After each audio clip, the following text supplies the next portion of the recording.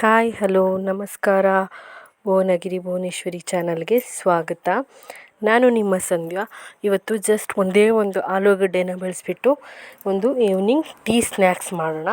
Tea ಜೊತೆಗೆ ಈ snacks ತುಂಬಾ ರುಚಿಯಾಗಿರುತ್ತೆ, ಜೊತೆಗೆ ತುಂಬ ಬೇಗ ಕೂಡ ಮಾಡ್ಕೋಬೋದು. ಹೇಗೆ ಮಾಡ್ಕೊಳ್ಳೋದು ಅಂತ ಬನ್ನಿ ನೋಡೋಣ. ಅದಕ್ಕೆ ಏನೆಲ್ಲ ಬೇಕು ಅಂತ ನೋಡೋಣ ಬನ್ನಿ. ಇಲ್ಲಿ ಒಂದು ಆಲೂಗಡ್ಡೆನ ತುರಿದ್ಬಿಟ್ಟು ನಾನು ಇಟ್ಕೊಂಡಿದ್ದೀನಿ.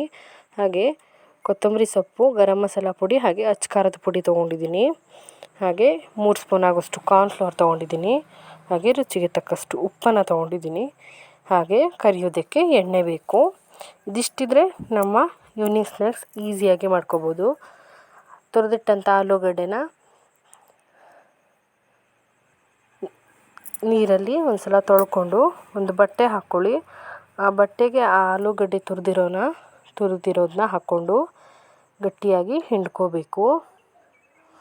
ಆಲೂಗಡ್ಡೆಲಿರೋಂಥ ಅಷ್ಟು ನೀರು ಹೋಗಬೇಕು. ಆ ಥರ ಗಟ್ಟಿಯಾಗಿ ಹಿಂಡ್ಕೋಬೇಕಾಗತ್ತೆ.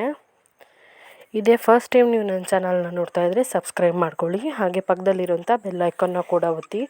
ಅದರಲ್ಲಿ ಆಲ್ ಅನ್ನೋ ಸಿಂಬಲ್ನ ಒತ್ತಿದ್ರೆ ನಾನು ಹೊಸ ವೀಡಿಯೋ ಹಾಕಿದಾಗ ನಿಮಗೆ ನೋಟಿಫಿಕೇಷನ್ ಬರುತ್ತೆ. ಜೊತೆಗೆ ನೀವು ತಕ್ಷಣ ನನ್ನ ವೀಡಿಯೋಗಳನ್ನು ನೋಡ್ಬೋದು. ನೋಡಿ, ಈ ಥರ ಆದಷ್ಟು ಗಟ್ಟಿಯಾಗಿ ಹಿಂಡ್ಕೊಳ್ಳಿ. ಆಲೂಗಡ್ಡೆಲಿರುವಂಥ ಪೂರ್ತಿ ನೀರು ಹೋಗಬೇಕು. ಆಗ ನೀವು ಕರಿಯೋದ್ರಿಂದ ಎಣ್ಣೆ ಕೂಡ ಜಾಸ್ತಿ ಕುಡಿಯೋದಿಲ್ಲ.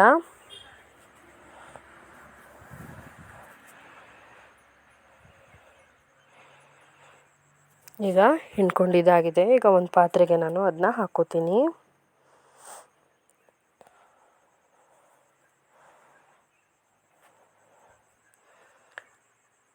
ನೋಡಿ, ಈಗ ಹಾಕ್ಕೊಂಡಿದ್ದೀನಲ್ವಾ.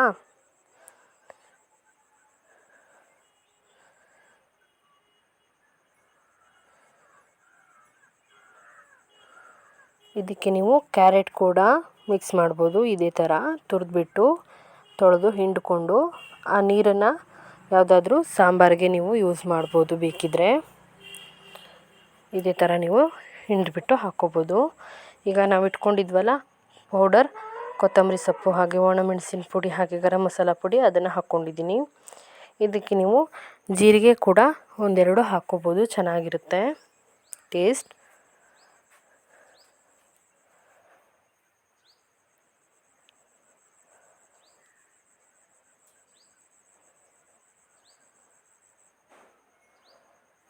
ಇದಕ್ಕೆ ನಾನು 3 ಸ್ಪೂನ್ ಆಗೋಷ್ಟು ಕಾರ್ನ್ಫ್ಲವರ್ನ ಹಾಕ್ಕೊಂಡಿದ್ದೀನಿ.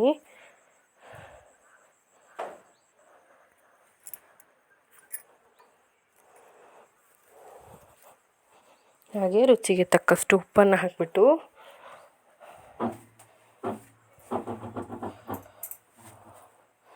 ನೀವು ಇದಕ್ಕೆ ಬೇಕಿದ್ರೆ ಈರುಳ್ಳಿ, ಹಸಿಮೆಣಸು ಇವುಗಳನ್ನು ಕೂಡ ಆ್ಯಡ್ ಮಾಡ್ಕೋಬೋದು.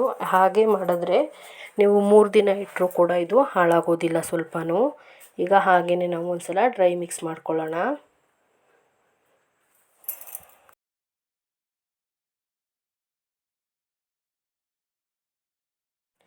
ಇದೇ ಥರ ನೀವು ಚೆನ್ನಾಗಿ ಮಿಕ್ಸ್ ಮಾಡ್ಕೋಬೇಕು. ಇದಕ್ಕೆ ನೀರೇನೂ ಹಾಕ್ಕೊಳ್ಳೋದು ಬೇಡ. ಹಾಗೆ ಮಿಕ್ಸ್ ಮಾಡ್ಕೊತಾ ಇದ್ದರೆ ಆಲೂಗಡ್ಡೆ ನೀರು ಬಿಡುತ್ತೆ.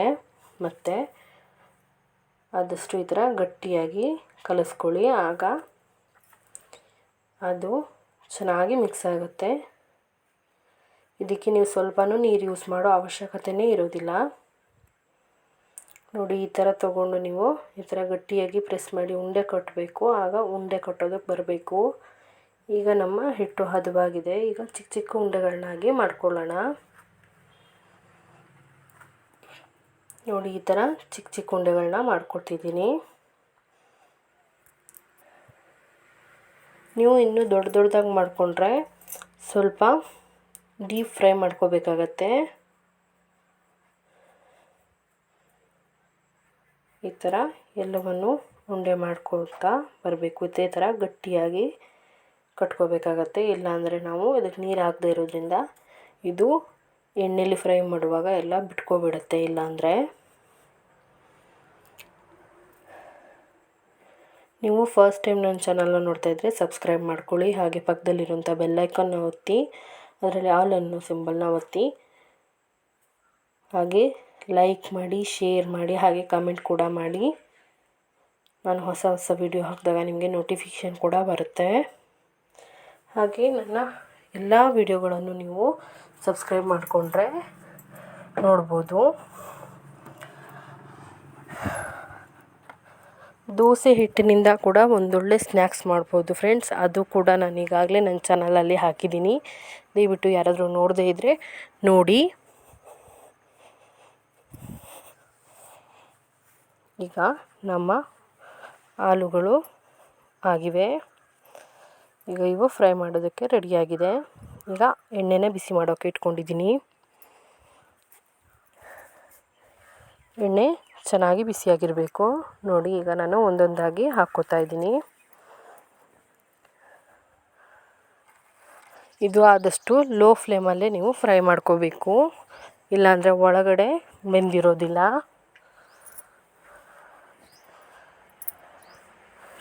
ಇದನ್ನು ನೀವು ಬೇಕಿದ್ದರೆ ಎಗ್ನ ತೊಗೊಂಡು ಮೊಟ್ಟೆ ಹೊಡೆದ್ಬಿಟ್ಟು ಮಿಕ್ಸ್ ಮಾಡಿಕೊಂಡು ಅದರಲ್ಲಿ ಒಂದು ಸಲ ಕಲಿಸ್ಬಿಟ್ಟು ಹಾಕ್ಕೊಂಡು ಫ್ರೈ ಮಾಡಿದ್ರು ಕೂಡ ಚೆನ್ನಾಗಿರುತ್ತೆ. ವೆಜ್ ತಿನ್ನೋರಾದರೆ ಇದೇ ಥರ ಮಾಡ್ಕೊಳ್ಳಿ. ನಾನ್ ವೆಜ್ ತಿನ್ನೋರಾದರೆ ಮೊಟ್ಟೆನ ಹಾಕಿಬಿಟ್ಟು ಕರ್ಡ್ಬಿಟ್ಟು ಆಮ್ಲೆಟಿಗೆ ಮಾಡ್ತೀವಲ್ಲ ಅದೇ ಥರ ಮಾಡಿಬಿಟ್ಟು ಅದರಲ್ಲಿ ಅದ್ಬಿಟ್ಟು ಫ್ರೈ ಮಾಡಿದ್ರೆ ಅದು ಕೂಡ ಚೆನ್ನಾಗಿರುತ್ತೆ. ಇದು ಹಾಕಿದ ತಕ್ಷಣ ಸೌಟ್ ಹಾಕಿ ಕದ್ರಬೇಡಿ, ಇಲ್ಲಾಂದ್ರೆ ಎಲ್ಲ ಬಿಟ್ಕೊಬಿಡುತ್ತೆ. ಒಂದು 10 ನಿಮಿಷ ಹಾಗೆ ಬಿಡಬೇಕಾಗತ್ತೆ. ಇದನ್ನು ಒಂದು 10 ಸೆಕೆಂಡ್ ಆಗೋಷ್ಟು, ಅಂದರೆ ಇದು ಸ್ವಲ್ಪ ಬೆಂದು ಬರುವಷ್ಟು ನೀವು ಬಿಟ್ಟರೆ ಸಾಕಾಗುತ್ತೆ.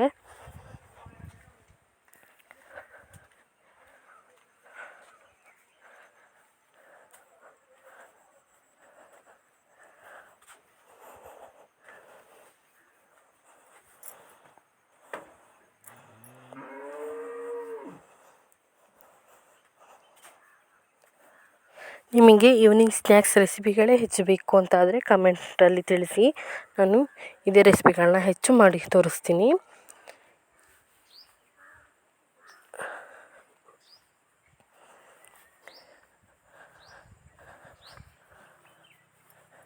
ಈಗ ನಾನು ಇದನ್ನು ನಿಧಾನಕ್ಕೆ ತಿರ್ಗಿಸಾಕೋತೀನಿ.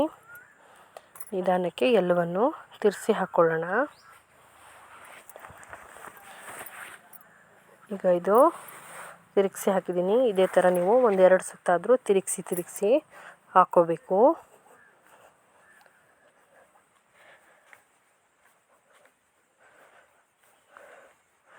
ನೋಡಿ, ಈ ಥರ ಪದೇ ಸ್ವಲ್ಪ ತಿರುಗಿಸ್ಬಿಟ್ಟು ಹಾಕ್ಕೊಂಡು ಫ್ರೈ ಮಾಡ್ಕೊಳ್ಳಿ. ಒಳಗೆ ಚೆನ್ನಾಗಿ ಬರಬೇಕಲ್ವ, ಅದಕ್ಕಾಗಿ. ಇದನ್ನು ನೀವು ಮಾಡಿಬಿಟ್ಟು 15 ದಿನ ಇಟ್ಟರೂ ಕೂಡ ಏನೂ ಆಗೋದಿಲ್ಲ ಫ್ರೆಂಡ್ಸ್. ಆರಾಮಾಗಿ ಚೆನ್ನಾಗಿ ತಿನ್ಕೋಬೋದು ಆರಾಮಾಗಿ ಮಾಡಿಕೊಂಡು. ನೀವು ಇದನ್ನು ಎಗ್ ಹಾಕಿ ಮಾಡಿದ್ರೆ ಮಾತ್ರ 3 ದಿನ ಇಟ್ಕೋಬೋದು. ಹಾಗೆ ಎಗ್ಲೆಸ್ ಆಗಿ ಮಾಡಿಕೊಂಡ್ರೆ ನೀವು ಆರಾಮಾಗಿ 15 ದಿನ ಇಟ್ಕೊಂಡು ತಿನ್ಬೋದು, ಸ್ವಲ್ಪನೂ ಹಾಳಾಗೋದಿಲ್ಲ.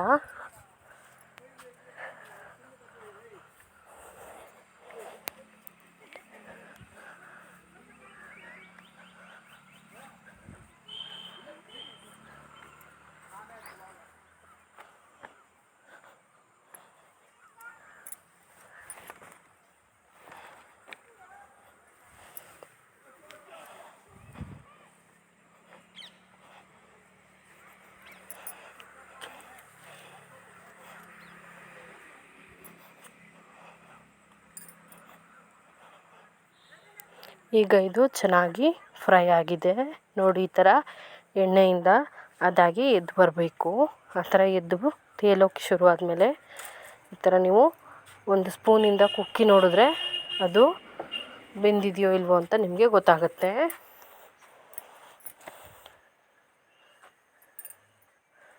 ತುಂಬ ಕೆಂಪಗೆ ಮಾಡ್ಕೋಬೇಡಿ, ಜಸ್ಟ್ ಗೋಲ್ಡನ್ ಕಲರ್ ಬಂದರೆ ಸಾಕು.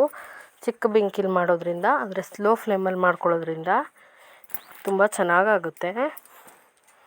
ಒಳಗೆ ಬೆಂದು ಬರುತ್ತೆ, ಕಲರ್ ಕೂಡ ಗೋಲ್ಡನ್ ಕಲರ್ ಬರುತ್ತೆ. ಈಗ ನಾನು ಇವನ್ನೆಲ್ಲ ತಕ್ಕೋತಾ ಇದ್ದೀನಿ.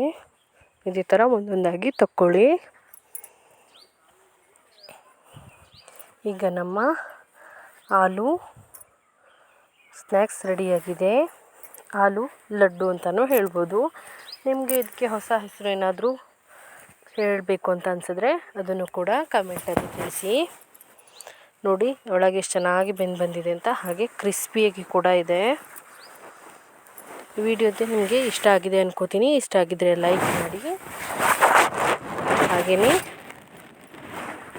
ಹೊಸ ರೆಸಿಪಿಗಳಿಗೋಸ್ಕರ ನನ್ನ ಚಾನಲ್ನ ಸಬ್ಸ್ಕ್ರೈಬ್ ಮಾಡ್ಕೊಳ್ಳಿ, ಹಾಗೆಯೇ ಕಮೆಂಟ್ ಮಾಡಿ. Thank you so much. Keep watching Bhuvanagiri Bhuvaneshwari channel. Thank you so much. ಹೋಗಿ ಬರ್ತೀವಿ. ನಮಸ್ಕಾರ.